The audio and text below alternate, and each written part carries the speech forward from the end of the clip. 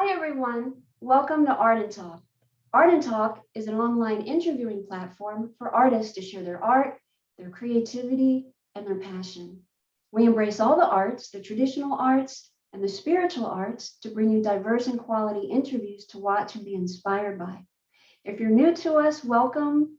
And if you've been watching us for a while, welcome. And we appreciate your continued support. And you can stay connected with Art and Talk on our YouTube channel and on Facebook and also on Twitter for social media. I'm Leslie Sue, the host for Art and Talk. And today we have a visual artist who creates sacred geometry mandalas. And we're going to dive into his art and we're going to find out what it's all about. Thank you again, everyone, for being here. I'd like to welcome our guest artist for today, Mark Golding. Hi, Mark, welcome. How are you? Good, thank you. Good, all right. So, wow, can you talk to us about your amazing art, going into sacred geometry, mandalas? How did all this begin? I know there's a lot of spiritual content related to it, but let's find out a little bit about you, if you would, Mark, and kind of how you began your artistic journey. I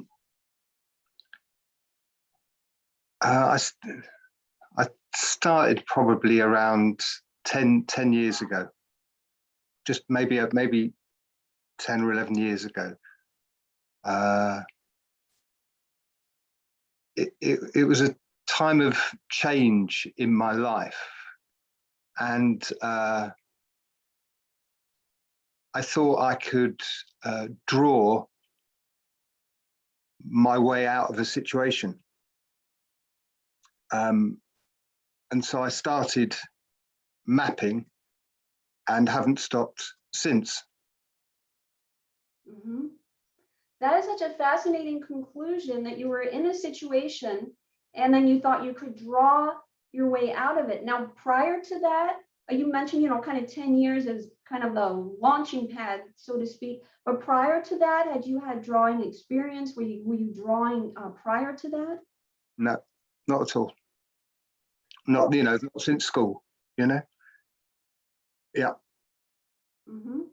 And I started with a single circle, just one circle with a dot in the middle.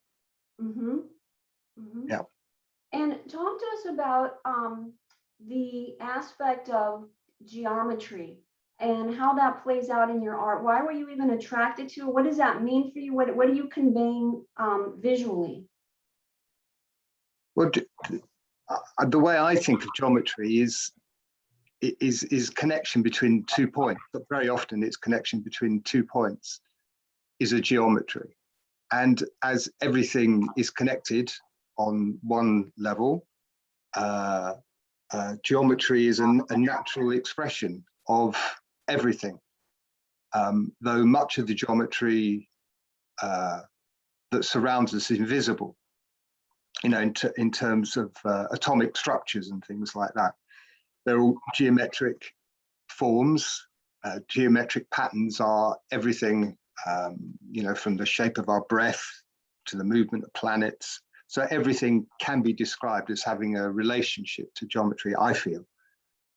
Mm-hmm. And did you feel this relationship with geometry prior to creating the sacred geometry mandalas, or was that just kind of part of the unfolding? Yeah, it was part of the unfolding, I think. I didn't know what I was going to express. I didn't know how it was going to come out, and it came out in a geometric manner, Mm-hmm. And was this sort of an organic process, or did you do research? Like once you started to see, okay, there's some geometric parallels here, did you, kind of like say, well, let me kind of investigate this, what's already out there, or did you kind of like just stay with it and see how it kind of developed?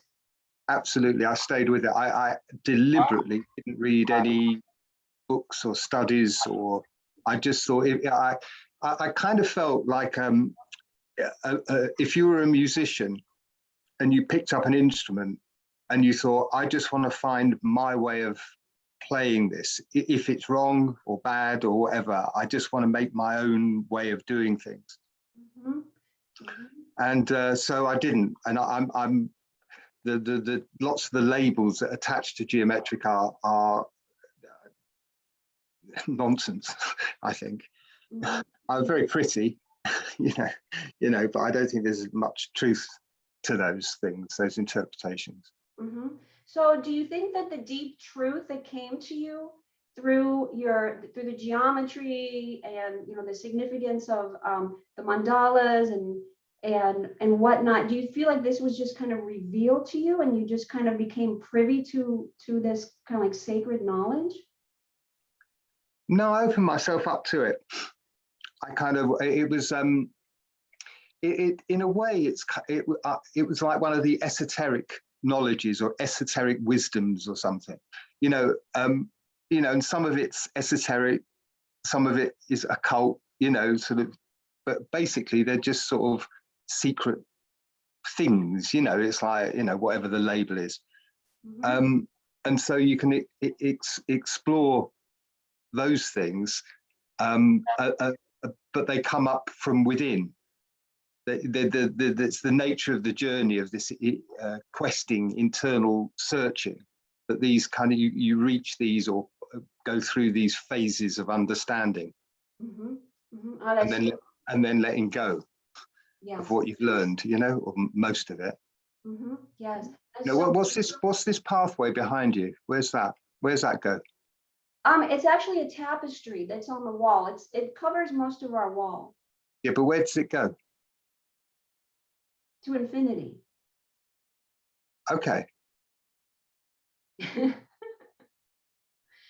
It's literally a tapestry that covers most of our wall. It's a moss bridge. The Mhm. actual location, Mark, I don't know. But that was a perfect answer. Thank you. Okay, right. Okay, great, perfect. Um, Before we take a look at your art, um, I was looking on your website, which is just so amazing and vast, and it has so much on it.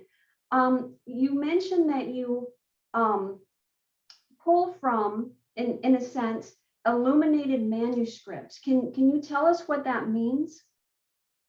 Um, there's a tradition, uh, probably 16th century, maybe 15th century, largely in ecclesiastical circle. They used to, when they used to write books on vellum, they would highlight some of the best letters, the big letters in gold, and they'd put little pictures down the sides of their holy texts, pictures of scenes from the Bible or whatever faith they were illustrating. And these are called illuminated manuscripts.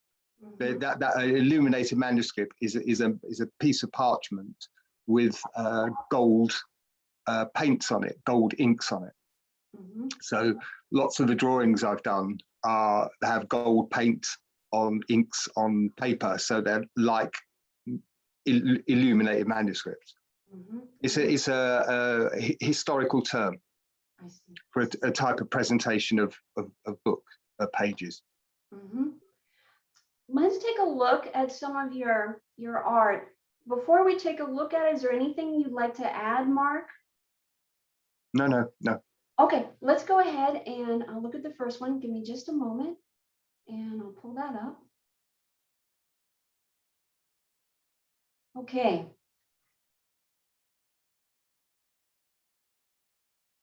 Okay, yeah. Mhm. So we're looking at the infinity sign in the center of one of your mandalas. So this is actually just a detail, kind of like a close-up. Yeah.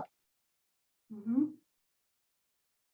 So tell us what's going on and a little bit about the process, if you would.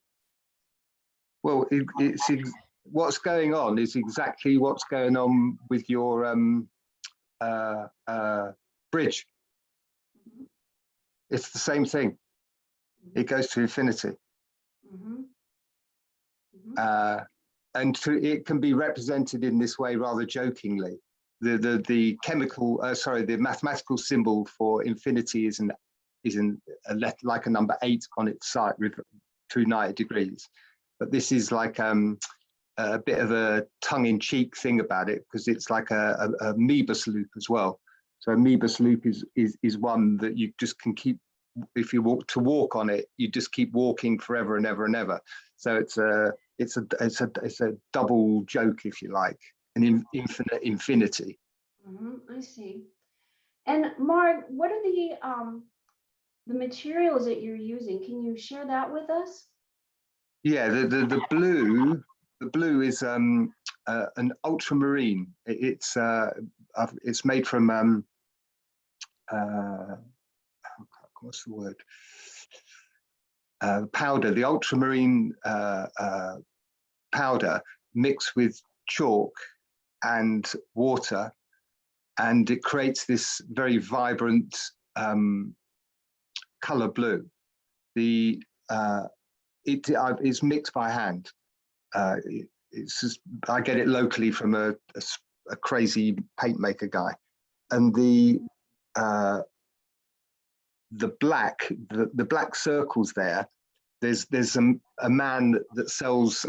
It sounds like a bit of a joke, but he sells the blackest black paint in the world. A guy called Stuart Semple.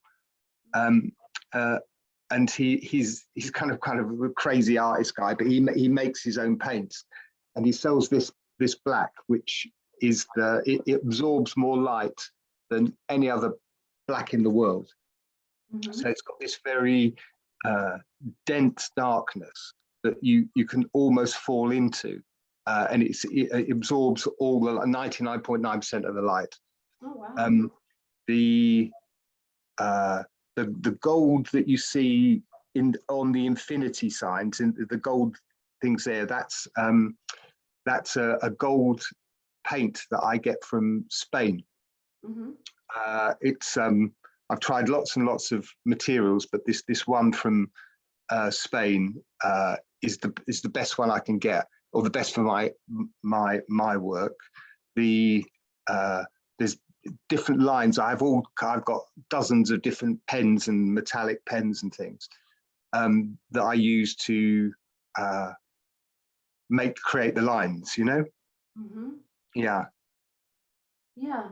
All right, let's take a look at the full mandala that this is a part of. Okay. Wow. Wow. Yeah. Talk to us, excuse me, about the symbology and what's going on that's visually represented here. Wow, this is a medicine, this one. This is I think it's called Alchemy, isn't it? It's called Alchemy, Alchemy 2. It's a medicine. This is actually hanging in my studio at the moment. I don't know, there's a lot of difficulties in this world at the moment as I see it, and I wish and I pray for people to experience less suffering in their lives. So I kind of create these mandalas as offerings, as homeopathic medicines, in the wish, in the hope that they serve in a tiny way to add to positivity in the world. And there's, you know, the symbology is kind of quite obvious in a way. You know, the center, there's infinite potential for both joy and suffering, but infinite potential.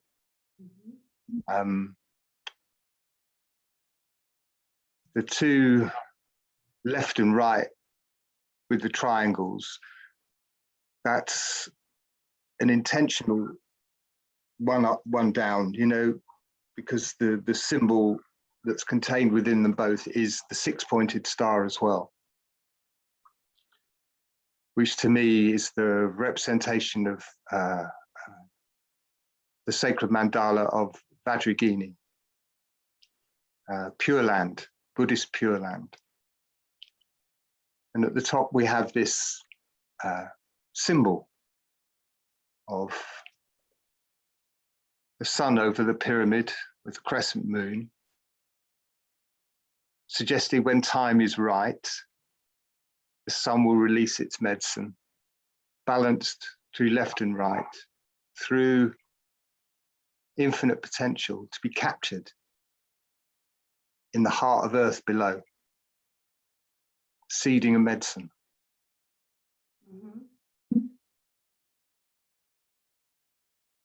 I want to say, Mark, that was such a beautiful prayer that you shared with us. So the mandala creations have the intention of healing, and that's in part of the message that you bring through visually is for healing for all of mankind, and to eradicate suffering, and to bring this energy of healing through your sacred geometry mandalas, and balance, and the infinite potential that you were explaining. That's all correct? Yeah. Yep, that's right. Now, Mark, when you're in your studio and you're creating these, with the repetition of lines, and with sort of like the mathematical precision of it, and whatnot, tell us about what you experience while you're creating this, because it's on one sense, I don't know if tedious is the correct word. I know it's all love that you put out into it, but it is a lot of time consuming, so to speak, in terms of the actual process. Can you tell us what you're experiencing while you're creating these?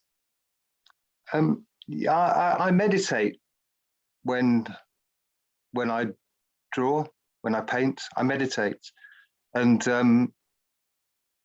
at the moment I'm kind of meditating. I'm learning. I'm memorizing a long prayer. I try and use my time when I'm working to increase my inner peace. So there's I'm sorry, go ahead. So every line, every touch of the painting, I intend to be a prayer. Every drop is a prayer. So they're sort of contemplative sculptures, almost, in a way, Right. Yes, that is so beautiful. So you're really in a space of meditation and prayer, while also in activity of creating your art. Yeah. And I'm making offerings. Very often each drop I imagine is an offering. And the offering can be a mountain in my mind's eye, or a beautiful flower, or a candle or something. I'm just kind of playing with reality, playing not with reality, but playing with my imagination, to work in this kind of magical sort of way. Yes. But it's a traditional thing. I mean, lots of artists sort of semi-retreat and get into their practices and their art forms. I think it's kind of it's quite a standard thing in some ways. Mark, when you're getting ready to create your art, or you're in process, whatever particular stage you're at the pieces that you're working on, when you enter your studio space, do you by chance have any rituals that you go through? Do you like to create these by yourself? Do you like to have music on? Is there a particular environment that you kind of like to have as your surroundings? Yeah, I do. It does vary, though. I've just recently shifted my pattern, and what I do is I try and I've got this like Tibetan bowl, ding ding, the Tibetan bowl. So what I'll do is I like to go in and whatever's on the table, I hold that in my hand over it and ding, and kind of try and change the vibration, or whatever, just freshen the air or something. then I always like oils. I have I'm a bit of an essential oil freak. I've got quite a collection of essential oils, so I'm forever dabbling, and I'll always have an oil burning every day. Different ones, different moods, but I enjoy that. Since I changed my habits, I've not had the radio on at all, which is actually far better for me, actually. The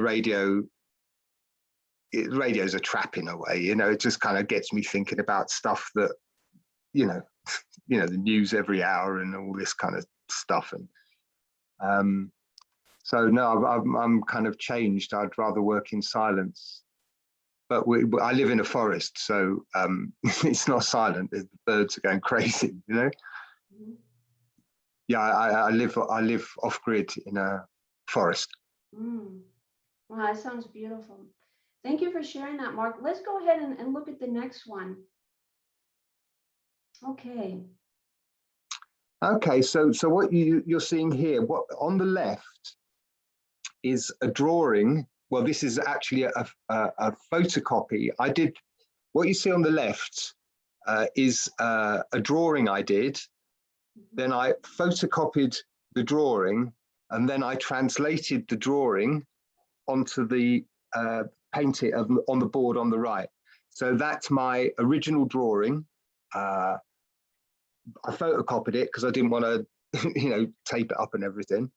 And then I kind of took the dimension across and did it on the right. And the tools there are the ones, the compass isn't there, but there's a lovely square, a triangle. I try and, I'm a bit of a old school. I like using old tools, vintage tools. So I try and buy lovely old tools when I can find them. And that's a lovely, that's mahogany. The red wood is the mahogany and the black edges are ebony. So, and it has this lovely warm feel. It's probably about 100 years old, but lovely to use. The pens are standard, well, Posca paint pens. And that blue is the mix of the ultramarine, but you can't photograph that color. It's so strong. You can't, it doesn't translate through a lens. The level of pigment in it, it's high pigment. Ultramarine it's like radioactive or something, Yeah. Yeah, so this gives us a great feel of your tools and your process and the way that you approach your art. All right, let's go ahead and let's look at the next one. Oh, okay. So yeah, this is the same drawing actually, as I think you probably realize. And again, I'm showing one of the curves I've got. I don't know, my partner would love. I've probably got about 30, 40 curves. I buy all the weird curves I can find, They're always, there's these sensual lines on sine curves, and they're called French curves. So, they normally come in standard sets, but this one I found probably on eBay or somewhere. And you can use that. That shape that you see, the template shape that you see, that shape hasn't been used completely on any of those lines. So what you can do with that, you can use that curve and adapt it as you work around. It's very hard to describe. Work around a curve with it. So you don't just lay that curve and do it. You lay that curve and you have to turn it as you go as well, and it keeps the curve moving. Anyway, yeah. But that's probably not so old. That's probably about 30 years old. That one. It's not a fine one. Yeah, I've even had curves custom made. I've had someone make big ones, and yeah, I enjoy them. Tools of the trade. I mean, if you're working with something every day, you might as well hold something you want to hold. Mm-hmm. Yeah, Yeah, absolutely. yeah. Yeah. And you know, you can't, these are one-offs. When I say they're one-offs, they're not. Some of these old ones, they're kind of weird things that someone made themselves. You know, Mm-hmm. so Yeah. not sort of commercial. You know. Right, right, exactly, exactly. Yeah, and you have a great tactile sense as I'm listening to you, not just on the visual plane, but your sense of touch and sense of smell with your oils. You really kind of like bring in all the senses. Well, yeah, which is kind of why I do what I do. It's I as we know that sound has healing qualities. You know, gong baths. You know, sound has healing qualities, as does smell has healing qualities. And my whole intention, really, when I started making this art, was to create medicines that could be taken through the eyes. Mm. Hmm. That is really beautiful. So we're actually digesting what we're seeing on the level of healing.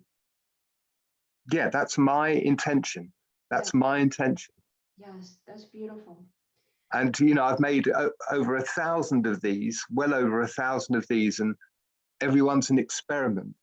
And I'm hoping one day, this is my dream, is that one day one of these images will spark a change, you know, someone's imagination, and one person somewhere gets a reaction and they feel better for that moment that they see it. So it's kind of, it does work. You know, when I see something pretty or nice, I'm affected by it, as we all are. You know, we get affected, and if there's a profundity within the creation of the artwork, there's a potential for a profundity in the experience of the viewer. And you know, it's a long shot, isn't it? But at the same time, I like making these things. People like them. You know, I sell them all over the world, and I'm happy to make them. And I work with the intention that I am blessed that I can spend my life making something that might make people happier. Mm-hmm. Yes, It's a win-win, you know, for me. yes, absolutely. What a beautiful intention, Mark, and a beautiful message. We have a couple pictures of you. The first one, here you are in your studio. Yep, yep. I know that place. Yeah, yeah. So, Hmm? go on. Sorry. No, after you. No, I was After just you. gonna say, so are you in your studio pretty much every day and in your forest environment? Yeah, yeah. Most days, you know. Yeah, yeah. As often as I would say at least 5, sometimes 7 days a week. But you know, obviously some days I don't. But I'm happy to be in there, and you know, I just think that while I have the capacity, I should try and develop my craft in the hope that I can get something right, something that affects a lot of people's minds. You know, would be beautiful. It's magic, isn't it? And what basically this is kind of magic I'm playing with. You know, I'm not going to discuss magic because it's kind of another subject, but this is what I'm trying to do, is sort of, you know, simple magic, make people be affected. Mm-hmm. Yes. And your studio looks so magical. And I feel your art is just, definitely has that magical vibration and frequency of upliftment and awareness and the healing component, that you've been speaking of it as well. Yeah, thank you. Yeah. All right, we have one more. I love it. Okay, yeah, this is yeah, that's the studio behind. That's yeah, that's my partner's brother constructed that beautiful, the black wood you see there is this beautiful cedar that's burned. It's slow burned, that burn, burn, burn, really slow, and it puts this sort of charcoal layer on the outside. So Japanese technique, and the cedar will last 100 years. It makes it impervious to insects, rot. It's kind of that burnt edge, and it gives it this lovely silver black sheen. Mm-hmm. And that's me. I'm just sat there at the edge of our garden. We've got a beautiful garden here, and I'm just holding a couple of geometric objects that were lying on the table. My friend Beth came to take some photographs, and she sort of said, "Oh, sit on the table, sit there." And I sat there, and there were these two things were on the table, so I picked them up. But they're kind of, as you probably guess from, charity shops have kind of closed now in England. There used to be I used to go to the charity shops buying junk, and thrift shops, your thrift shops. So I used to go and buy junk, but they've kind of, since last spring, when everything kind of went a bit funny, the charity shops kind of haven't been open since. They've kind of disappeared. So I'm not compulsively buying these lovely objects. But that's the one in my left hand. So on the right of the screen is a dodecahedron. That's the fifth of the 5 platonic solids. It's considered the platonic solids, the 5 platonic solids, are considered the most important forms in terms of geometry. Sort of special shapes, special forms. And the one on the left is a truncated cube. There's a little dot on it there in the middle. That's because with the grandkids, we turned that one into a dice. So you can't actually see, but there's 1, 2, 3, 4, 5, 6 on that one in my right hand. So it's a dice that we made when they come to visit. Mm-hmm. Mm-hmm. That's beautiful. I love it. Mm. I'm going to stop the screen share, Mark. Mm-hmm. All right. So we've gotten a great feel for your art and your intention, your message, your process that you go through, and your studio from the interior and the exterior. I'm wondering, Mark, if you could share with us. So you've been creating these sacred geometry mandalas for about 10 years. What has the evolution been like? How have they changed?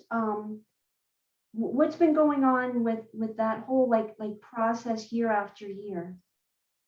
It's been just a delight in so many ways. I've kind of I say to myself sometimes, if I was pointed, that's my work now, 10 years ago, if someone said, you will do that in 10 years' time, I wouldn't believe it. I wouldn't believe I could do it. And so, and I get that feeling every 2 or 3 years. Wow, or really, and so part of me wants to keep going because I want to know what else is going to happen, how much more beautiful or intense or magical, or how my craft will develop. So it's a fascinating thing. As I said, my first ever drawing was a dot with pencil and a circle around it, and then I did a dot with a circle and a cross through it, and then I'm just delighted because I'm not a creative artist. I can just do repetition. I can do that. I like repetition. It kind of works for my mind. I can keep my mind still. I've had in the past, I've had busy life, big career and things. Well, not a big career, career. Yeah. So it's really something kind of at your core you resonate with the pattern and the repetition. That's just something that within you is just like puts you in that like zone. Yeah, yeah. Well, yeah, yeah. The two have developed together. Mhm. I didn't know how much I liked doing it until I did it. And then there's the reason for it is like, well, you got to do it. You're trying to make this expression, so really you got to get better. So you got to, in some ways, you got to get down and do it. It's not going to do it itself. And if it's only you that's on this life's experiment, it's only me that's doing this thing that I'm doing. It's just you doing what you're doing, and I want to play with it. I want to have fun with it as well. I want to enjoy it. I want to be pleased when I've done something. Yeah, Mhm. it's satisfaction as well, isn't it? Of getting a bit better at what you do. Mhm. Parenthood or playing the piano or yoga, whatever you do. Mhm. Yeah, yeah, absolutely. Thank you for sharing that. Um, I'm wondering, so you had mentioned before that your art is, each one is an experiment. Does that include, Mark, sort of like little or no pre-thought? Like, let's say you've completed one of your mandalas and you're getting ready to create a new one. Is there sort of any kind of like cognitive pre-thought in terms of, okay, now I want to continue with this theme, or I want to create this, or do you just let it kind of organically unfold? How does that play out for you? It normally organically unfolds, but I have on a few occasions made series of work. So I've kind of done, 4, 5, or 6 in a series, which I quite like doing, but it's quite when I say challenging, it's the wrong word, but I have a lot of commissions, and I have people want the paintings, so I've kind of got people that want this, Mhm. and it was, which is great, which is fantastic. So I kind of can't. I've got to give every painting I do 100%. I can't think, oh, this is, I want to do something else. I can't, it's like it'd be like stamping on my own foot. So I've just got to temper it with what I want to do and what I'm commissioned to do. Yeah, Mhm. Right, it's sort of that delicate balance, and with the commission, it's a commission. yeah.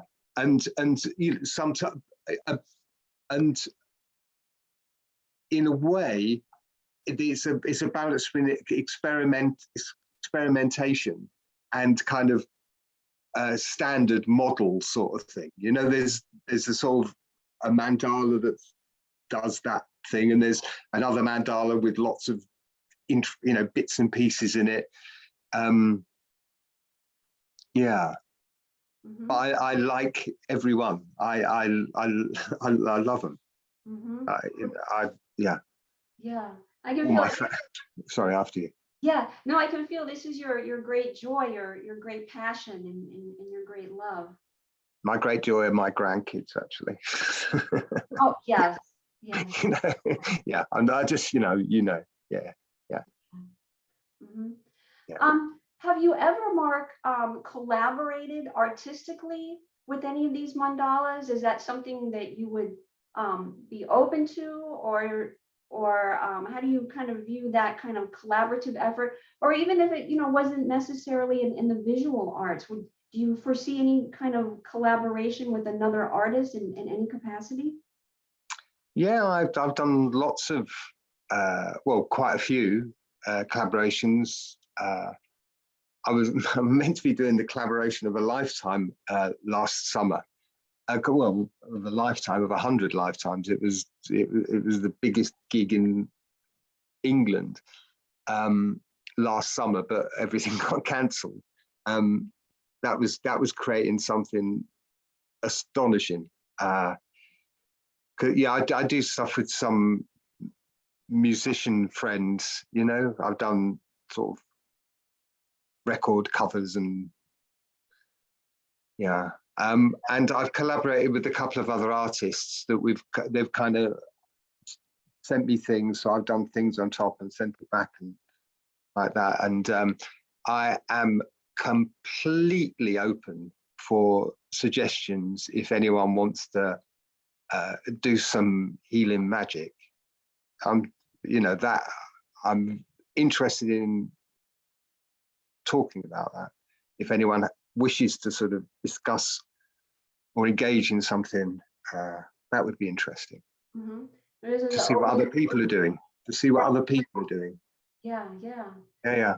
I'm sure there's other people doing very similar things, maybe from a different perspective. Maybe, you know, it doesn't have to be mandalas and geometry or painting. It's the same message, I think, you know? Right, yeah, absolutely.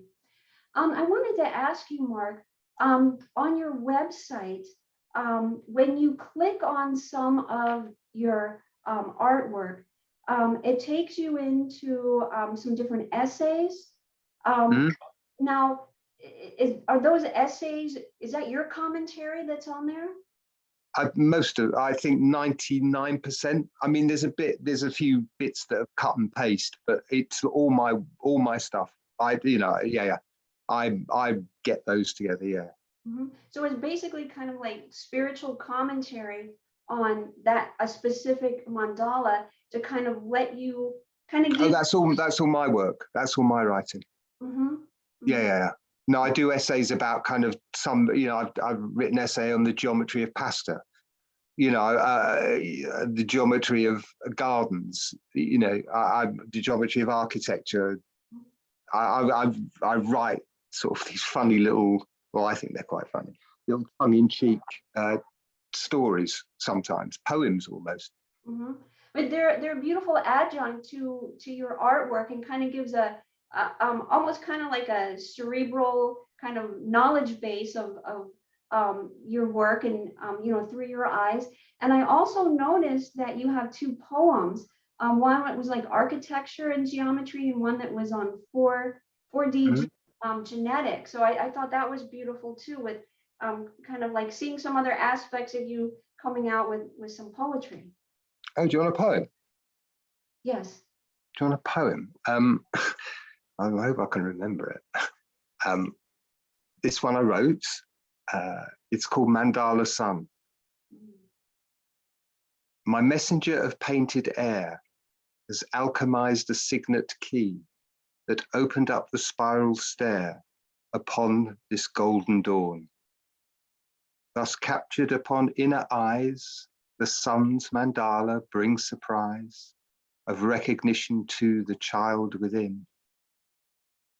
Kaleidoscopic magic's light that activates the third eye's sight and raises love to hold entranced our lover's sense.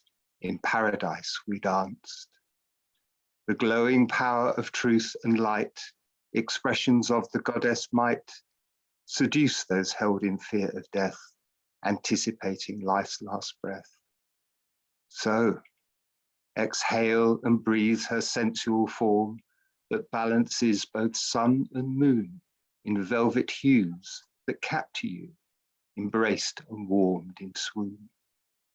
Her flames are live, with tendrils reaching deep inside, they coil, entwine, and supplicate the holy wine you proffer her.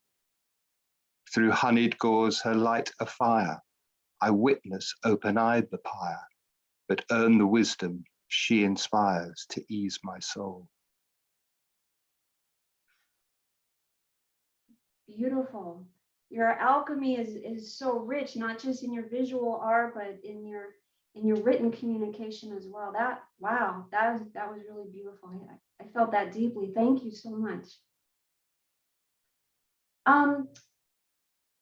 Before we wrap the show up, Mark, is there anything that we haven't touched upon about your art that you would like to share with us? Not about my art. I just encourage everybody to create something. You know, we're surrounded by things that people have made on our walls and everything. And it's like makes things yourself, create stuff yourself, you know, all your readers, your viewers, you know, it's just pleasure. And I started with a circle and a dot, and it turned into something I couldn't have imagined. So anyone can start with a line and a splodge, and it's so much fun. It's so much fun, the artistic, you know, having having an artistic expression, you know, and all that kind of, you can't paint, you know, you can't draw, you know, you're useless at art, you know, you'll never be an artist.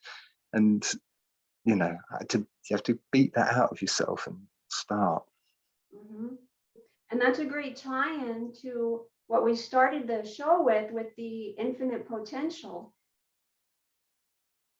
Yeah, infinite potential. Yeah. Infinite. There's the potential for infinite peace within the mind. It's there. It's there. And if people around this world could develop peaceful minds, aggression would cease. Mm-hmm. Oh, please, you know, come on. It's so easy, isn't it? It's peaceful. Yeah. Mm-hmm. Yeah, so many things that are simple and easy, we tend to overlook and kind of want to complicate them.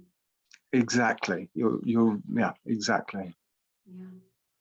Mark, let us know how we can stay connected with you, your website, social media links. If you just Google, I'm on Facebook, Mark, well, actually Sacred Geometry Mandalas on Facebook, and website, Mark Golding. You Google me, you'll find me. There's another Mark Golding actually, and he's, well, another Mark Golding, there's probably thousands, but the one that on Google that comes up first is a politician in Jamaica. Yeah. So I'll be underneath him. Because you Google yourself, don't you? Yeah. Mark, Mark, this has been such an amazing journey to, you know, be. Well, what I'll say is you've been great as an interviewer. It's lovely, very clear. Thank you. Prepared questions, or sorry, unprepared questions, and the way you roll with the conversation didn't waver. You're great. You're, you know, very, very good, very clean and clear. And it's been a pleasure, this conversation. Oh, thank you. Yeah. Thank you. Thank you for those kind words. And what an honor for me to connect with you and to find out about your art and your beautiful message and some of the process that you go through, and, you know, just all the spiritual implications of your art, and the deep prayer that you send out, you know, through your art is really just absolutely beautiful. So touching. Thank you. Yeah. All right. Much success, Mark, with everything. Stay in touch with us and let us know how things continue to develop with you and your art and family life and whatnot. Thank you. All right. Bye-bye. Thank you. Thank you so much, everybody, for watching Art and Talk today. We're so grateful for the time you take to watch our artist videos and to be inspired. And we'll talk soon on the next Art and Talk. Until then, be well and be blessed.